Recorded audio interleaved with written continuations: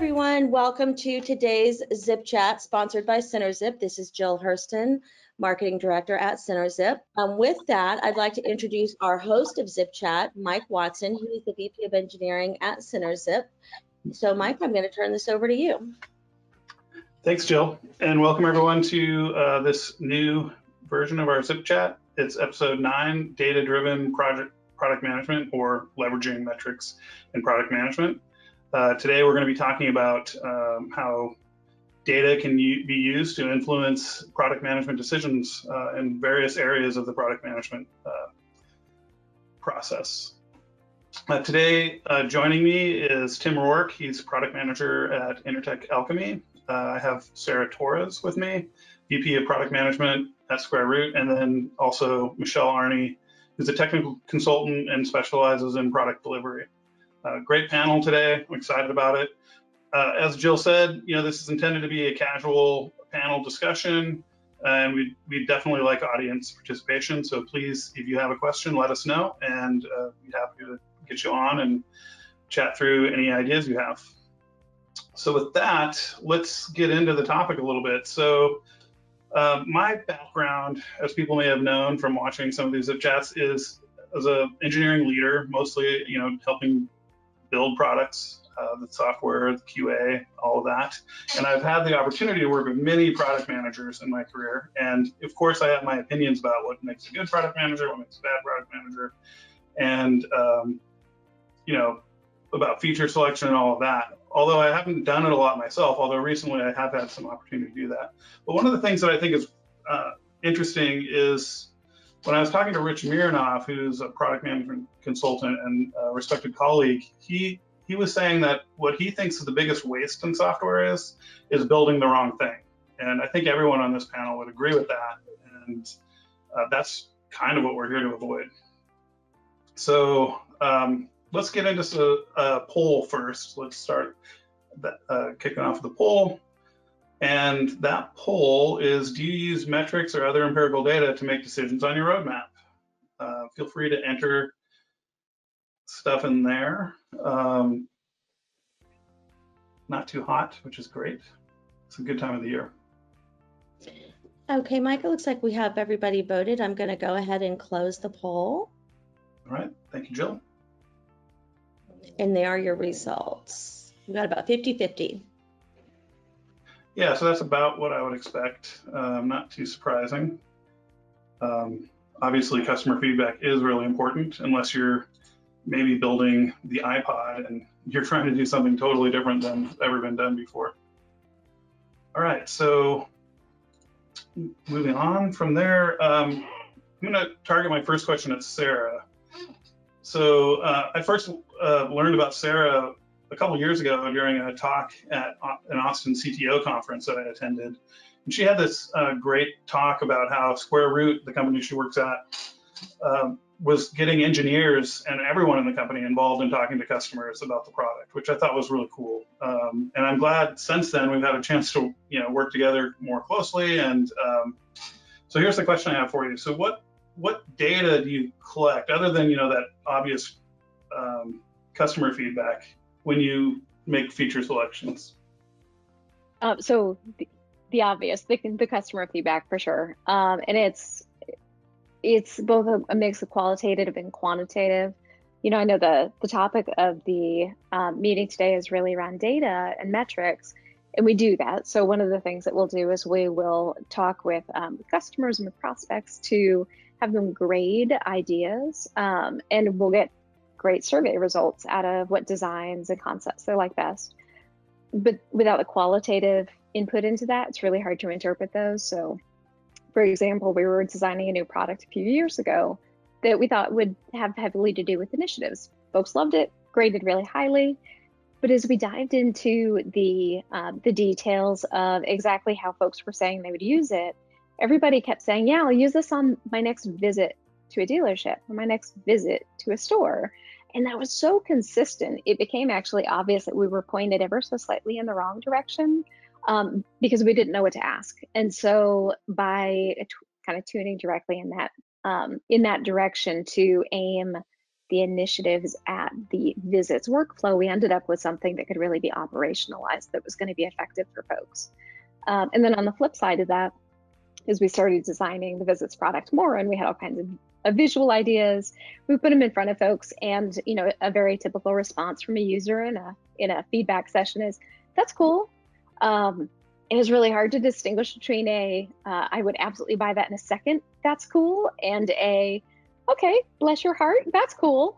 And so we also frankly had people grade those. And so that combination of both in one's own words, what they think, how they would use it, really kind of putting it into their own lives, matched with something more rigorous that's measurable, for us has really worked out well. Sarah, did you find more success there with like in person, with surveys, with like customer advisory boards? Like, where did you find you got the best metrics from? So in-person's tricky for us. We're a tiny company and we work with customers all over the country. And so, and they're very specific customers. We're not B2C, we're B2B. And so we need to really be talking to specific folks who are often not in Austin. So what we did was a lot of phone calls. If it had been now, we would have probably done more Zoom, but at the time it was just pure phone calls. Folks are usually happy to get on a call for 15, 20 minutes. We'd either share a screen in, GoToMeeting or what have you, or we'd send a document ahead of time with pictures, and we'd say, "Okay, go to page 1, go to page 2. What do you think?"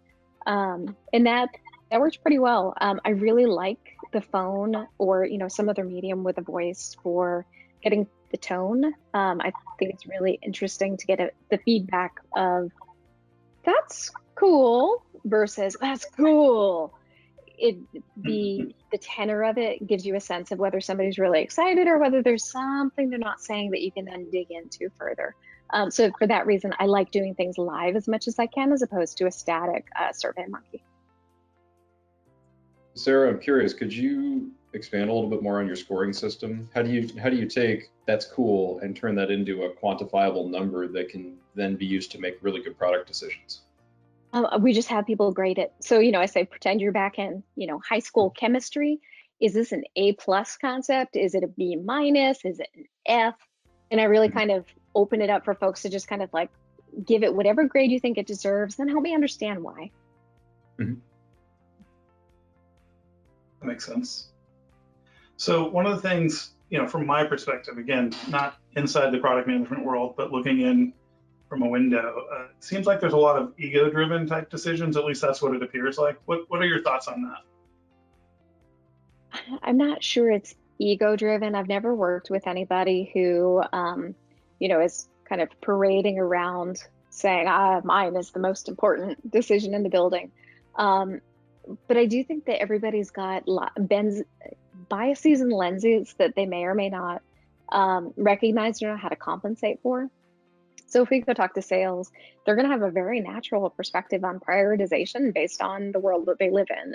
If we go talk to engineering, they're going to have a very different lens, and neither of those is wrong. And I wouldn't want to attribute it to ego, but the way that we kind of work through that is we actually, as a product team, try to account for each of those. And as we're talking to folks, we give them space within the prioritization process to be able to really articulate, why do you feel that way? What metric are you trying to move? And so for sales, they'll say, "Well, obviously I'm trying to increase revenue, and so I think this is the most important." And then that allows us to kind of create a spreadsheet that kind of walks through like, all right, let's kind of order these things by revenue. Then we go over to engineering and they're like, "Well, obviously I'm trying to improve quality." Great, let's give you your own space to kind of look through that. Let's grade each of those concepts accordingly. And we have all these different lenses that ultimately align with what the groups care about and what the company priorities are. We'll then weight them based on what's really important for the company this year. And what we end up with is what could be used, and I've worked with some folks who really want to use it as a mathematical way to determine what the roadmap is. But what it really is, I think, is a nice way to illustrate through every lens how priorities shift. And that then allows us to be flexible and saying, well, if we want to achieve a couple of these goals and some are more important than others, here's what are the best bets, or here are the things that actually hit across a number of different fronts. And what I've shared here is a very genericized version of that, essentially showing for each of the ideas, they've got kind of these different lenses and then the weightings based on the company goals, and they add up to something that's not necessarily deterministic, but should give some data to the conversation and really respects each position that folks are coming from. Is there a way for you to reflect, like, I need this now versus I need this? Yeah, I mean, there can absolutely be an urgency column. I mean, I think that there are, so what I've shown here is essentially like 1, 2, 3 type scores. You can also do Fibonacci type stuff to be able to indicate that this needs to, this is a much bigger, more urgent issue.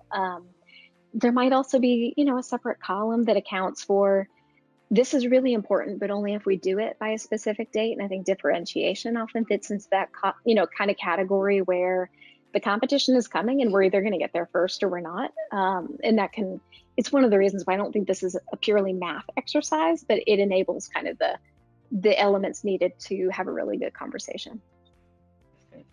Sarah, one of the things we struggle with on our roadmaps is a freshness scoring, right? Because you get a lot of good ideas that come in, but after a while, I think to your point of if you do this by a certain time, but if it's been lingering on your roadmap for so long, it becomes a stale idea and maybe either less valuable or the value changes. How do you reflect that in your scoring system? I don't. I think that each idea should just be looked at with a fresh lens. Even if it's been out there for 2 years, maybe it's been out there for 2 years because it's been technologically feasible or we've had other priorities, and it still might be a great idea. I think a lot of the re-injection of freshness into it comes where if you want to go do the thing, to then reassess what's the design, what are the requirements, and kind of to do that new, and so to not necessarily take the designs and concepts that were from a couple of years ago. But I don't know that really good ideas age out. And some of them actually, I think, take some time to mature and be ready in the organization. So it's not something I explicitly account for. So how much do you take in like engineering feedback in this process? Tons.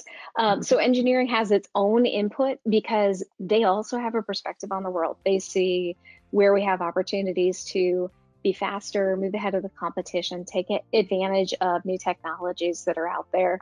If it wasn't for engineering, we wouldn't be moving to containerization, and that's been huge for us, right? That's not something that folks from other parts of the organization would have ever brought up. And also, they're huge on sizing. They're big on, hey, did you know these two things are actually under the covers very similar and we should do them together? And so they're both an input to it as well as a partner in really crafting how do we think about what it takes to do these things. That's great.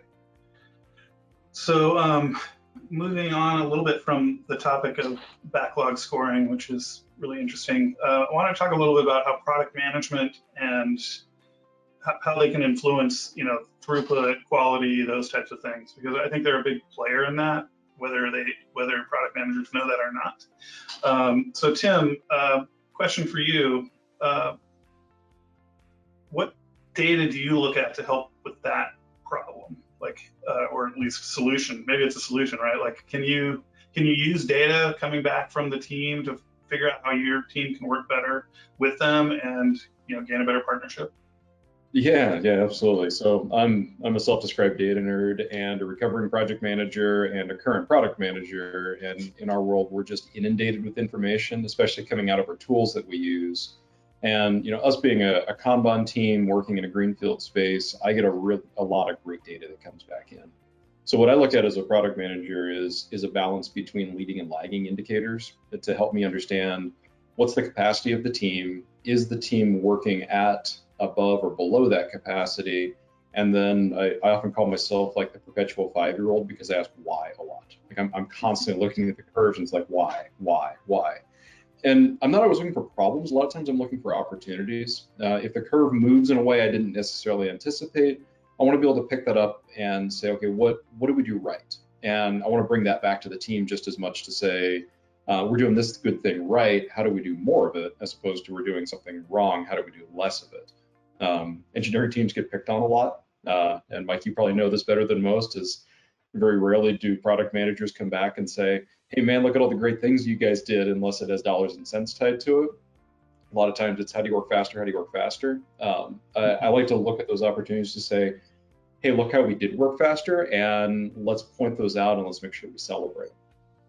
So, when we take some of those things and break them down, right, leading and lagging indicators, lagging is probably the thing we get the most of, and you can look at last week's throughput, and I often do.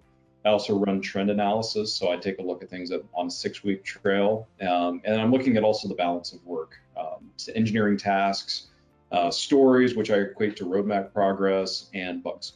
Right? There's always bugs, and you get a bug backlog that gets built up. So I try to look at the balance in between those three. How fast are we getting them done, and how much of it is actually sitting out there. But you also want to create a balance and look at leading indicators. And the ones that really jump to mind that I spend a lot of time on are what's blocked on our Kanban board, how much of our backlog is ready. So I talked a little bit, I was curious on Sarah's perspective on the freshness indicator. And when you think about a ready backlog, right, this is work that is sitting there waiting to be picked up by an engineer in that Kanban setting. And if it waits for too long, then you actually have a staleness factor that comes in. So I can't have my ready backlog be too big. I can't have it be too small. If it's too small, then I run the risk of not getting enough work into the pipe for my engineers. Mm-hmm. So those are probably my two fine points around throughput metrics. Gotcha. And what are you doing for the freshness component? I mean, are you reevaluating as they each come through? Like, what's your approach to handling that? Because I do think it's an issue, because it's, at the time we put something in, it might be a net new thing to hit the market, but by the time we actually get to it, 3 other people have done it. It's less exciting now, right? Like, we'll just do what they did, right? Do we do it or do we do that? Yeah. Yeah, or what you thought was the right thing is slightly different. So you need to even change the way the requirements define. Maybe in the spirit it's the same thing, but it's in practice it's a different outcome. Yeah. Mm-hmm. Yep. So there's always a subjective view of that, and I try my best to make sure that gets layered in as much as the nerdiness of my analytics side. But I actually take some of those throughput metrics and I use those to calculate about how much work needs to be sitting in my ready backlog for about 2 weeks. And then I have my staging backlog. We call that our initial grooming set. And I like to have about 6 weeks worth of work in that. And that's work that's being actively elaborated. And then I've got my true backlog, stuff that we haven't really picked up yet. So I take those throughput metrics of the team on that 6-week trail and I calculate what's 2 weeks worth of work, what's 6 weeks worth of work.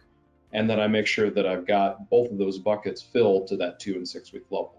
If I go a little high, that's okay. If I'm a little low, that's okay. If I'm extremely high or extremely low, then it gives me indications of problems. And I run those every single Monday morning. It's my Monday morning ritual, 6 a.m., fresh pot of coffee. Let's go look at the metrics and see where we sit for the week. And it's my way of just clearing the way of now what are the things that I as a product manager need to focus on for that throughput side going into my week. So I have a little bit of insight in your product, Tim, but are you finding that that's preventing starvation? Yes. Yeah, we have had 0 issues with starvation since we took over. Now, we have had issues with things getting backed up. And so the issue we bumped into was that staleness factor where we slowed down on our throughput. And so I built up that backlog and I built up that readiness and it was all ready to go, but the team slowed down. And it was a transition in between releases. And then now all of a sudden I've got all this work that's ready to go. And then it started to get increasingly stale. And even today, I was looking at some things in our backlog that were really, really good ideas. And as we've evolved, because we're greenfield, so good ideas tend to pop up really quick, and then they run the risk of going stale. And I had an engineer pick something up and look at it, and he called me. He's like, "There's no way. We can't do this." I looked at him like, "You're right. There's absolutely no way we're doing this. That would have been a great idea 2 months ago, but that time has come and gone." And so it created a little bit of churn for us. So you run the risk because we got out of sync, and the metrics. I got a little too far ahead, and then the team slowed down, and then now we had a bit of a blockage we had to sort through. Looking back, if you look at all my charts and all my data and all my metrics, it tells that story very clearly. It's very crisp looking at it on the back end, but it now forces me to take that information and now look forwards and say, how can I prevent these problems in the future? So I'm curious, it sounds like you've got a lot of rigor and accuracy in the forward looking. Does that enable you to share with customers with a level of comfort, or do you still kind of hold back on some of the projection of when things will be ready? It gives me confidence at a quarterly level. I try not to get any more granular than that when we go external. I find that gets a little too precise, and there just carries a little too much risk with that. So at a board and executive level and at a customer level, we tend to put our projections out at quarterly. Within the team, we stay closer to monthly, and that gives us a little bit of breathing room so that we have the flexibility to take in some of those high priority urgency items, or if we've misunderstood complexity within a task, we've got wiggle room. Either way, right? It can be faster, it can be slower, but I like to make sure we have that wiggle room in place. But from a commitment standpoint, at a quarterly level, yeah, I feel really good about it. If the team slows down, I also feel really good about being able to go back to the customer and say, hey, something's delayed. If we're speeding up, I haven't had the opportunity yet, but I'm looking forward to the opportunity to go to a customer and say, hey, we're going to deliver early. So. Right. And have you used that at all internally to influence things like staffing and engineering, to be able to show your data and say, hey, this is what we know we can get through. You want more, like we know what that takes now. Yeah, absolutely. Have you had a chance to use your data to influence those decisions? Yeah, I'm extremely transparent with my metrics and my dashboard. So we use the Atlassian tools, and so Confluence, and I actually post the metrics dashboard every Monday morning for my whole team to look at. And so that's everyone in my leadership chain, plus my team all the way down to every engineer. And then we talk about it bi-weekly at our retrospective so that everybody else has the opportunity to be that perpetual 5-year-old and ask the why question and see if we can find those opportunities together. And then everybody knows every Monday they can pull the metrics up. And some people look at it as, how do we do? Some people look at it to say, what do we need to do this week to make that curve go the way I want it to go? Right. Yeah, that sounds great. In fact, the next question I had for you is, related to the natural tension between product managers and engineering. And, I was interested in your opinion on, how you address that. Like, how do you keep the teams working cohesively? Because ultimately, that's how you get the best throughput in my mind, which is always of concern to me. So, what are your thoughts there? That's the challenge, right? Because anytime somebody sees a metric, they immediately want to know what the goal is, and they immediately want to know your action plan to hit that goal. So the first thing that I do in product management is I do the very non-metrics thing, and I make sure I've established good faith with my engineering team. And I think it has to be built on that foundation. Everyone within the team needs to know that we're in this together. We win together, we lose together. We're all a cohesive team, and so the metrics become as a tool for us to continually evaluate our progress and our success and identify, again, areas of success, areas of improvement. Establishing that good faith isn't easy, but when you do have it in place, you do find that people look through the lens of metrics a lot differently. So they're not seeing that 6-week trailing throughput and they're looking at it as a report card that's being sent to your parents that tells you how you did in class today. They're looking at it as more a real-time indicator of where were we last week, and is there a good reason behind it, right? Did our throughput drop last week because we had 6 people on PTO because there was a significant holiday in my particular country? Well, I mean, that's a reasonable expectation. Did our throughput spike because we had things blocked for 6 weeks and now we pushed a whole bunch of stuff through in a production release, and wow, look at that success, right? There's all of those reasons as well. But it forces the team from a top-down perspective to truly ask that why question. And as the owner of those metrics and the person who often leads the conversation, I try to lead in with those whys instead of doing the finger pointing or asking for the action plans, so that we all take that introspective look and say, this is what the team's really doing. So I'll admit some challenge over my tenure in product in getting good estimates. And especially really establishing the level of trust needed in order to do that, and to have folks willing to engage in the estimation process, not feel like it's going to come around and be punishing at the end. I'm curious how y'all have established good trust and a good approach for creating those estimates. So we actually we do a no estimates methodology. And so in order to do that, we did have to build trust with each other, and we have to go in with the understanding that a ticket or a story is as big as it needs to be. And it's an ongoing conversation to establish that level of communication, that bidirectional communication, so that if we put a ticket through the process on the product side, engineering picks it up, I need them to know, and I constantly reinforce that they have the ability to come back to me and say, this is too big. I need it to be smaller, and here's my reason why. And if that's the case, 99% of the time we say, okay, right, we break it apart, and now we have 2 tickets or 3 tickets or 4. And that gives them the capability to move things through at the level that makes sense. The only requirement to maintain is that any ticket needs to be a shippable feature. So there is such a thing as too small, and if we break it down past the point of shippable feature, then it doesn't work. But there is such a thing as a requirement that's too big. So that's where that directional communication comes in. Now, I have a decent technical background. I'm not as good as Mike, and so I have a pretty good understanding of how things are going to work. But I don't necessarily know all the underpinnings. And so something that seems hard at a product level oftentimes is very easy at an engineering level, and vice versa. And so having that input from the engineering team to come back and say, you know what, let's make this bigger, let's make this smaller, and give them an opportunity to weigh in on how do we structure the work, and also knowing that we have good faith in that the metrics are telling us how we're doing, really creates a lot of that good cohesion within the team. Well, I get that at a ticket and a feature level, given kind of the annual planning, that kind of I was walking through of like, well, should we really embark on this giant refactor or building a mobile app, or that type of thing where there's maybe a decision to be made of like, should we even embark on this? Can you speak to that kind of estimates process with the dev team?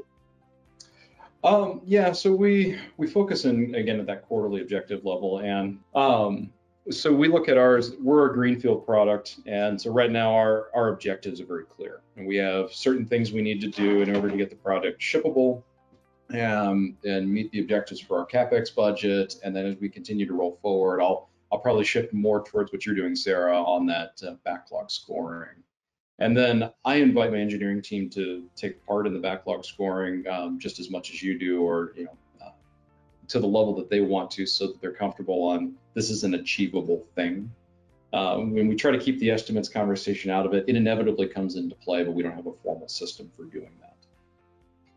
Yeah, my understanding of the no estimates theory is, since estimates are going to be, inaccurate most of the time, if you can come up with some way of identifying the number of things that you have to do and then just give them a kind of a common scoring, then you get the same benefit, but you still have to talk about the features. So right. You're sort of doing estimation without actually, putting a number next to it, in a strange way.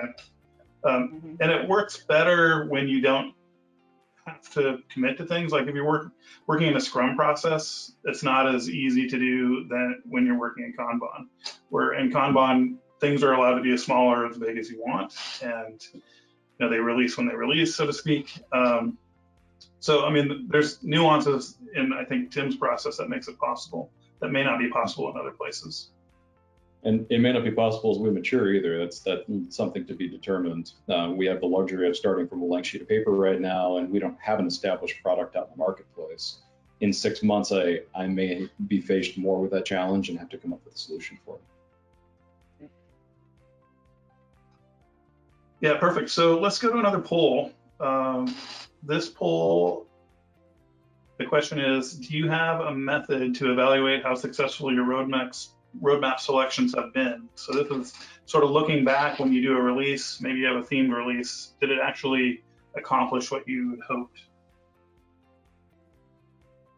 And Tim, I noticed your Kanban board on the wall behind you. Is that for you or is that for the kids? That was actually for me. I was doing some road mapping for Q1 and Q2. Since I don't have a giant whiteboard in my office anymore, I had to make do with sticky notes and glass doors. Seems really practical. Yeah, nice. It was admittedly fun. Mike, I'm going to close the poll. Are you ready to view it? Yeah, let's look at the poll results. Perfect. Like, didn't you adopt the Kanban kid management system? I did, yeah. All right, so either we don't set success criteria or we do, but we're not able to reliably evaluate it. Perfect. Yeah, I would, based on my experience, that's kind of what I would expect. It's a noble goal. We want to do it, but it's hard. I think it is a hard thing to do and have the discipline to do. Because once you pass a release, you know, you want to go on to the next thing and get that done as quickly as possible. So totally makes sense. So I'm going to pull Michelle into this conversation. Michelle, so how do you know that you're building the right things? Like how would you measure that? Right. So going back to kind of what Tim said about building that trust and confidence with the engineering team, I actually find the post-release metrics actually can really help with that relationship, because as you said, they kind of tend to be the end of it, and then they hear maybe the challenges that didn't work, or hey, you took the system down, or hey, no one's using that feature. Great, but why, right? So really taking a look at adoption rates from a qualitative metrics, right? How much pent-up demand was there? How much insight could adoption rates give to getting SREs ready or support ready to support? Because if it's coming on board slowly, great, they have a little more time to get ready and be successful themselves. So I think there are a lot of kind of post-launch numbers that can help with that. You know, downtime tends to be one of the hot buttons that comes up, but I would say normally it's looked at from how much did you cause versus how much did you reduce. And I think those post-launch metrics can help with that as well. These new features or things that went out actually had folks less downtime in between. And how does product help elevate that, and all towards that goal of one, relationship building, but also validating the business investment, because sometimes it's less obvious that reducing a pain is actually a benefit. And I think the things that you could circle back into the system there really help tell that story across the process of the journey and why it's still a win, right? You may not have done as many features, you might have done more internal updates and technological changes that needed to be done to the infrastructure. And hey, here's the result of that. And here's why it even matters, even though a customer might not actually be able to click a button that validates that that was a good thing. So I think, you know, really capturing those ahead of time. You know, I kind of mentioned you can look at session usage times, and some folks are like, hey, great, our numbers are up. And I think knowing before you go in whether things like that are a good thing or a bad thing, you know, knowing what are your parameters, what should they be? If they're spending more time, is that because there's a problem? And is that an engineering and usability problem, or something that came in the design side, or is that a post-launch thing? Like, we don't have the right documentation, we don't have the right marketing components to help that customer journey, to move them faster through the pipeline.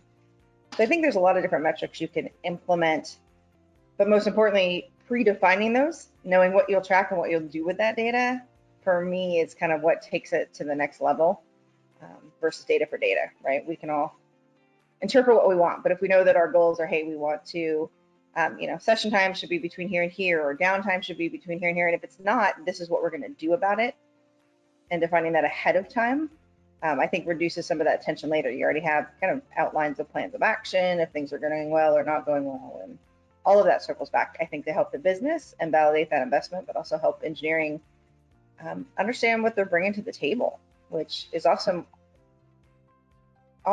very good for them. But again, we don't close that loop and remind the internal teams the value of that work that got done. So,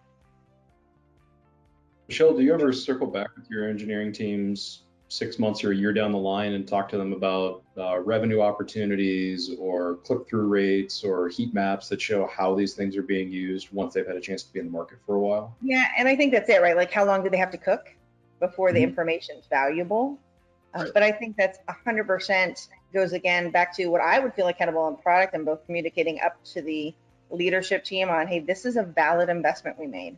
But I think it's important in that connection with product and engineering that they also know the value and validate the invent. You know, they did a lot of work, or it took longer than expected, and that's all they heard is, hey, you slipped. There's just so much value into coming back and saying, hey, by the way, 6 months in, this is our adoption rate. This is how people are really using it based on the metrics that we have. You know, 25% of folks are on board. We expect 50% in the next 3 months. So staff up SRE or staff up support so we can be successful.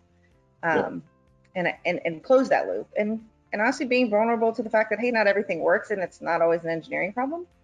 Like, it's out there, it works fine, but we don't have the right documentation to support it. And we've identified that now. We're going to pick that up, right? So I'm curious, if a metric gets missed, let's say, you know, you'd anticipate that the adoption of a new feature would be at 80%, it's really at 60. How do you decide whether the number had been set wrong, or the 80 wasn't inappropriate, number, or whether it really is and there's something needed in order to drive adoption up. Right, and I think that's where we'd steal some of the tips and tricks that you use from the survey perspective, right? Is the adoption not there because there wasn't built-in backlog and built-in interest? Or is it not there because they can't figure it out? Like they get it, they install it, or they upgrade to the new version, but they're like, I don't get it. Doing that, if we're not hitting those numbers, going back and double clicking in to figure out, like, was our assumption wrong, or is there something in the system that's preventing that next 20% of adoption? Did the market move around us and now it's just maybe less critical for what we had anticipated? But I think if you're not hitting those metrics, you've set them for a reason, that you should go figure out why. It's, in theory, they're not arbitrary. We put a lot of hard work into helping define what we think the market needs and why. And I think if it's important enough to put up as a metric and a KPI to track, then it's definitely important enough to go back and figure out, like you said before, like if we even hit it out of the park, like, oh my God, what did we do right that we didn't expect to do right? And how do we do that again? Or where is the blocking? Is it, it's just too much, it's too hard, it's too complicated for them? Is it, we did a great marketing push up front and got the first folks on board, and then we kind of dropped off, so the newer folks that are now ready for it don't really realize it's out there? I think there's certainly some areas to dig into post-launch to determine that. So if you're not hitting your metrics, I personally would go back because I know I put a lot of time into working with the teams to figure out what that metric should be in the first place. Yeah, just knowing conversely, why. Sorry. Go ahead, Mike. Oh, I was going to say, knowing why you were off. Being off is one thing, but knowing why, I think, is really critical. Because then you either can tune your radar for the next time, or like you said, there might be an underlying problem that you didn't understand the dynamics of how that thing was going to work, and finding that out is useful too. Yeah. So conversely, if you knock it out of the park, how do you attribute the success of that to the things that got done? Because it's probably a number of different activities that all happened in concert, and ideally, if there's one thing that's really meaningful, that's, a great efficiency to identify. Do you put effort into discovering that, or right now is it a matter of if it's working, great?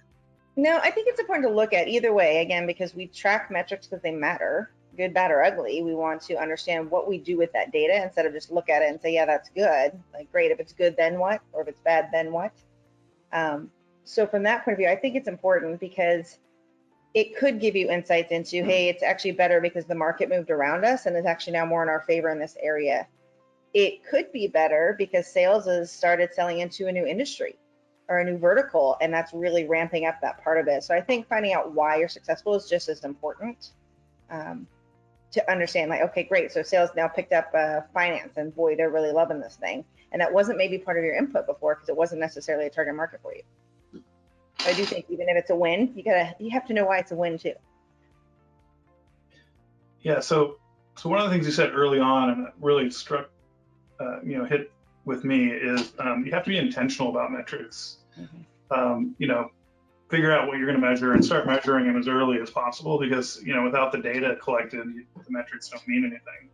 So I just want to make sure everyone really thinks about that part, because what I see a lot of times is I join a team, I want to start establishing metrics, and nobody has a framework for doing it, and it really makes it difficult to evaluate anything other than people's opinions at that point. So be very intentional is what I would say.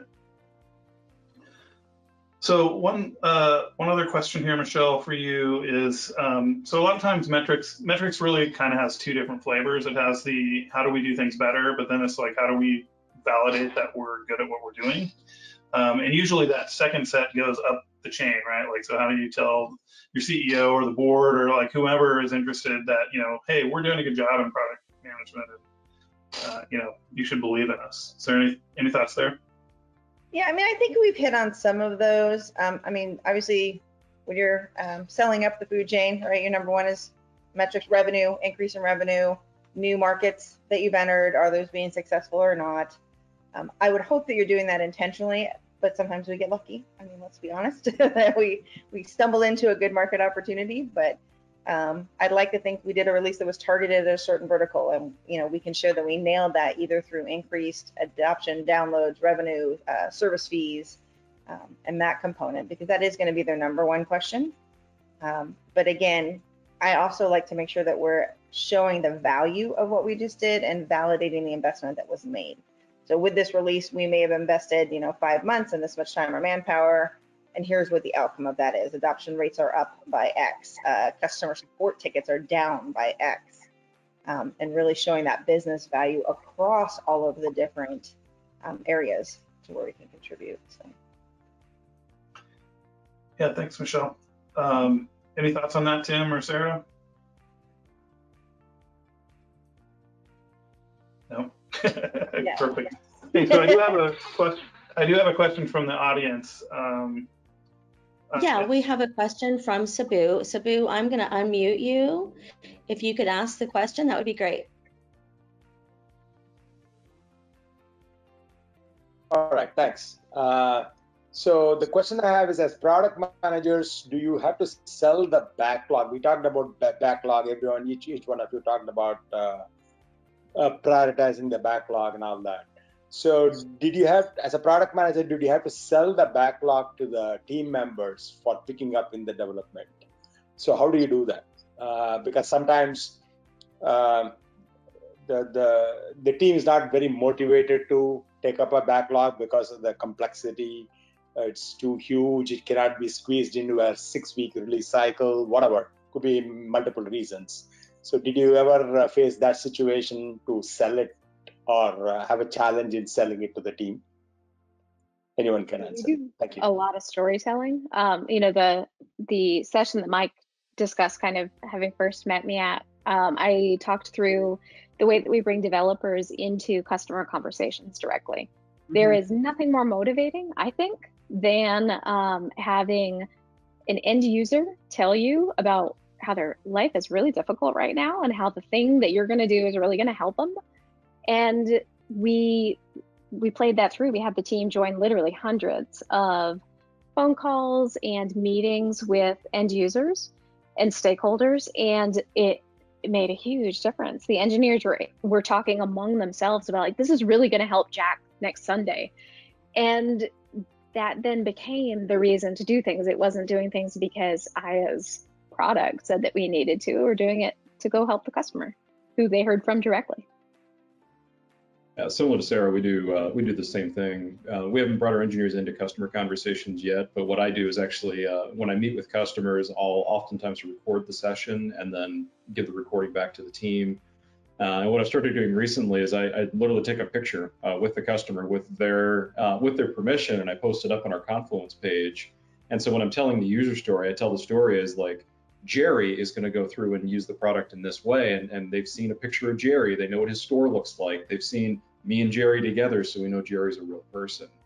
But on top of that, I find that in order for it to be on the backlog, I need to clearly understand the why behind it and the value that goes with it. And to build on Sarah's point about storytelling, I have to be able to tell the story as well. And so to help with that, we meet minimum once a month during one of our grooming sessions, and I tell the story of what's coming in the roadmap and what's coming in the backlog to give them that rolling perspective. And then I have an open door policy. If anybody wants to ask me any question anytime, I say, shoot me a Slack message, give me a call, email. If you're in town, stop by, and let's talk it through so that you get clarification on what we're doing and why. And I feel like if I can't tell that story, then it probably doesn't need to be on the backlog. And if there are questions and challenges about it, conversely, I want all that input because there may be something I haven't thought about yet that now makes it even more valuable than I thought before. Yep, that's great, Tim. Yeah, sounds good. So let's do one more poll as we close out here. And this one's really just to get to judge people's interest on this topic. So how do you think any of these topics that we've talked about, and there's really 3 sections here, need more attention? If there's one that you would like to hear more about, let us know. And Sarah, and as a result of that process that we were just talking about, where you got the engineers involved with customers, did you see an uptick in customer satisfaction, or some other metric that you measure there? We weren't tracking that from the perspective of customer satisfaction. We were really looking at internal metrics, but developer engagement and happiness, which we track every sprint, did go up. The devs great. felt like they were actually part of a process and really building to something bigger, which we know helps with just life satisfaction and retention and team cohesion. So it had a lot of internal benefits for us. Yeah, that's a great side effect, actually. That's awesome. All right, so we're kind of all over here. Sounds to me like you get to come back, Mike. Maybe, yeah. So this release success topic got the most votes, so maybe that's something we should focus on in the future. Awesome.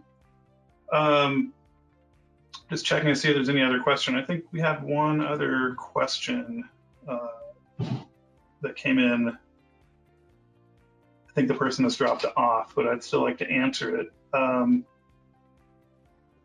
So how do you, the question is really, how do you manage, like if you have multiple products, like how would you manage prioritizing across them, basically? Like you have common set of pool of engineering resources, but you got 2 products. Have you dealt with that problem? Any suggestions? Yeah, I mean, we do that every year. So we set an annual plan that decides as a company what are the priorities and what are the right ways to solve that. And that might change the balance among the different products. Once that's set, we use a herds model, and we'll reshuffle the herds so that we've got the right people, the right size teams, and the right skill sets working against different things. And so it's evaluated periodically and kind of stays within that balance until we intentionally reprioritize. Makes sense. I'm glad it's so organized for you. Say most places we tend to kind of push and pull, right? At least with the central leadership that you're providing, I think that really helps. As other organizations, it's a little bit of me too, or mine, and a constant battle throughout the year. And I think some of the information both of you provided earlier on kind of how to rank and measure could really help out in some of those situations that have been maybe more challenging. Yeah, so they talk about scrums of scrums, where scrum teams are they like have that same kind of concept for products of products, yeah. Yeah. Makes sense. All right, well, I think that's it for today. I really appreciate Tim, Sarah, Michelle, your participation here. I think it was an excellent conversation. Hopefully the audience enjoyed it as well. And I want to thank the audience for joining, and everyone have a great day. Great. Thanks, guys. Thanks.